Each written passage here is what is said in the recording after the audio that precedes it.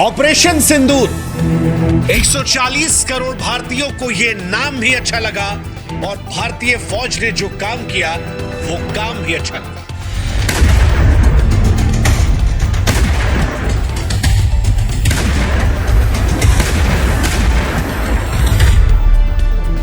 कश्मीर के पहलगाम में पाकिस्तान ने जो कुछ किया था उसके बाद भारत मायूस था, उम्मीद कर रहा था।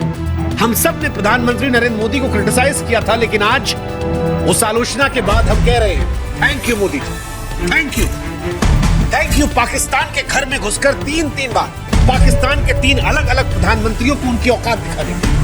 थैंक यू मोदी जी। उरी हमले के बाद नवाज शरीफ को धूल चटाने के लिए थैंक यू मोदी जी। पुलवामा के बाद इमरान खान की हेकड़ी निकालने के लिए थैंक यू मोदी जी। पहलगाम के बाद जो हिंदुस्तानियों में गुस्सा भरा था, उस गुस्से को समझकर, आलोचना सहकर, समय लेकर अब पाकिस्तान को वो जख्म देने के लिए जिसका इंतजार हम करें। Thank you Modi. सिंदूर का बदला आतंकवादियों के खून से लेने के लिए थैंक यू मोदी जी। 22 अप्रैल को जो आतंकियों की चेतावनी थी, 7 मई को उस चेतावनी का हिसाब चुकता। थैंक यू मोदी जी। 9 मिसाइलों की प्रलयकारी गर्जना के साथ रावलपिंडी से लेकर बहावलपुर, मुजफ्फराबाद, मीरपुर हर ठिकाने को राख में तब्दील कर दिया। थैंक यू मोदी जी। पाकिस्तान की धरती पर आतंकवादियों के अड्डे को मिटिया भेज दिया।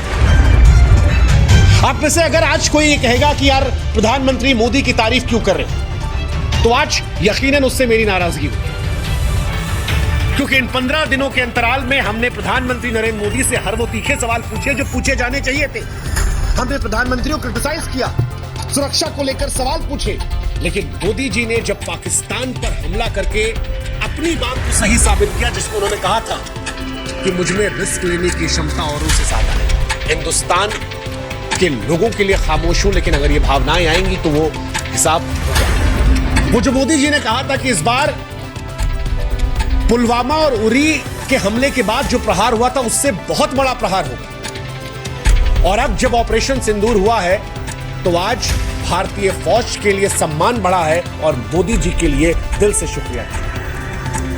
पाकिस्तान वो मुल्क है जहां पर प्रधानमंत्री तो बदलते रहते हैं, लेकिन आतंकवाद को बदलने की नीति नहीं बदलती। नवाज शरीफ आए, उस वक्त भारत ने उरी का दंश झेला। इमरान खान आए, हमने पुलवामा का दंश झेला। शहबाज शरीफ ने पहलगाम दिया।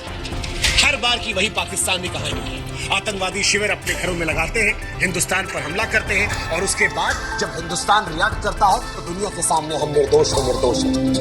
लेकिन आज शुक्रिया मैं प्रधानमंत्री मोदी को इसलिए भी कह रहा हूं क्योंकि मोदी जी, पिछली बार जब आपने वार किया था तो पाकिस्तान और हमारे देश में कुछ लोगों ने मानने से इनकार किया, लेकिन इस बार जब पाकिस्तान की तरफ से फौज कह रही है कि हम पर प्रहार हुआ है, तो आज 140 करोड़ भारतीय पहलगाम को याद करके अपनी आंखों के अश्क को पोंछ के कह रहे हैं thank you Modi ji, thank you Modi जी।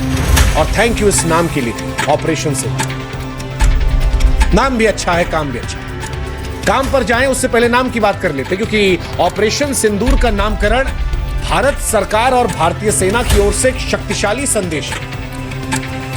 कश्मीर में जो कुछ हुआ वो सिंदूर उजाड़ने वाला था, और सिंदूर भारतीय संस्कृति में नारी के सुहाग, सम्मान और अटूट विश्वास का प्रतीक है। कश्मीर में सिर्फ जाने नहीं गई थी, कश्मीर के पहलगाम में जब इन महिलाओं के सामने उनके पतियों को मारा गया, इनके माथे का सिंदूर उजाड़ा गया, तो ये इन महिलाओं को, भारत को, हिंदुओं को अपमानित करना था।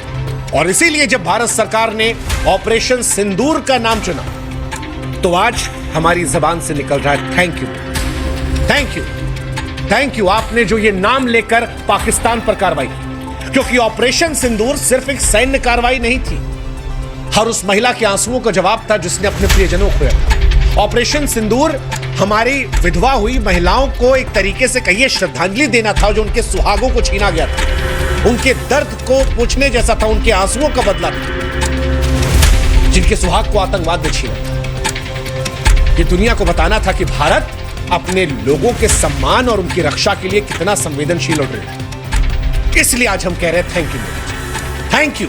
ये दुनिया को बताने के लिए कि भारत की सांस्कृतिक संवेदनशीलता, आतंकवाद के खिलाफ उसकी अटल प्रतिबद्धता और नागरिकों के सम्मान की रक्षा करने के लिए ऑपरेशन सिंदूर। अब ऑपरेशन सिंदूर क्या था और क्यों आज बार बार हम मोदी जी को थैंक यू कह रहे हैं, ये पूरा आपको समझा, क्योंकि ये पहली बार नहीं है मोदी जी ने ठोका है, 3 बार हो चुका है। पहला सर्जिकल स्ट्राइक, पाकिस्तान के प्रधानमंत्री नवाज शरीफ थे, उरी हमले के बाद 29 सितंबर 2016 को सर्जिकल स्ट्राइक हुई। नवाज शरीफ घबरा गए, भारत की कार्रवाई को आक्रामक कार्रवाई बताया, अंतर्राष्ट्रीय मंचों पर जाकर रोने लगे, भारत ने एलओसी का उल्लंघन किया है। पाकिस्तान की सेना ने पहले स्ट्राइक को झूठ बताया, फिर अंदर ही अंदर मीटिंग करके बॉर्डर की सुरक्षा बढ़ाई। नवाज शरीफ की सरकार पर सेना का दबाव बढ़ा, उनकी छवि कमजोर हुई। दूसरी बार जब एयर स्ट्राइक हुई 2019, पाकिस्तान में इमरान खान की सरकार थी। पुलवामा हमले के बाद भारत ने 26 फरवरी 2019 को बालाकोट एयर स्ट्राइक की, तो इमरान खान पहले तो झूठ फैलाते रहे, कुछ हुआ ही नहीं। फिर वो कौवा वो दिखाने लगे कि देखिए जी हमारे यहाँ मारा था, एक कौवा मरा पड़ा है। हामिद मीर वो कौवा लेके ऐसे कर रहे थे, वही हामिद मीर जो आज लगातार सोशल मीडिया पर रो रहे हैं और फेक न्यूज फैला रहे हैं, 2021 के वीडियो डाल के कह रहे हैं कि अभी हुआ है, वही। और उनके मित्र इमरान खान अगले दिन टीवी पर शांति की अपील करें, कहा पाकिस्तान जी युद्ध नहीं चाहता। इमरान खान ने संसद में तकरीर की, अगर भारत की ओर से कार्रवाई ही जवाब देंगे, लेकिन हम युद्ध नहीं चाहते। दुनिया ने देखा पाकिस्तान कैसे लड़ा। और इस बार बारी शहबाज शरीफ की। 2025 22 अप्रैल जब पहलगाम पर आतंकवादियों ने हमला किया, तब ऑपरेशन सिंदूर 9 आतंकवादी अड्डों को तबाह किया गया। और आज इन तीनों चीजों को लेकर भारत कह रहा है थैंक यू, क्योंकि जिस तरह से पाकिस्तान ने हमला करवाया था, ये भारत की अखंडता एकता पर हमला, भारत में हिंदुओं की पहचान पर हमले। भारत इसके बाद क्या खामोश रहता, या भारत एक ऐसा जवाब देता जो पाकिस्तान की आने वाली नस्लों को याद रहता। ये भारत ने बताया, भारत ने बताया कि वो संवेदनशील है, शांत है, पहले प्रहार नहीं करने वाला है, लेकिन आतंकवाद पर अंतिम प्रहार करने वाला है। जबरदस्त कार्रवाई रही। ये कार्रवाई ऐसी थी कि जिसने पाकिस्तान के मन में खौफ पैदा कर दिया। पाकिस्तान से जो वीडियोस आ रहे हैं, जिस तरह से लोग बौखलाए भाग रहे हैं, जिस तरह से आतंकवादियों के अड्डे पर हमला हुआ है, ये बताता है कि ये भारत जवाब देना चाहता है। और भारत ने इस बार हर एक जगह को टारगेट के तौर पर चुना। इस बार पाकिस्तान को हमें जवाब नहीं देना है, पाकिस्तान खुद ही बता रहा है कि कहां कहां हमला हुआ।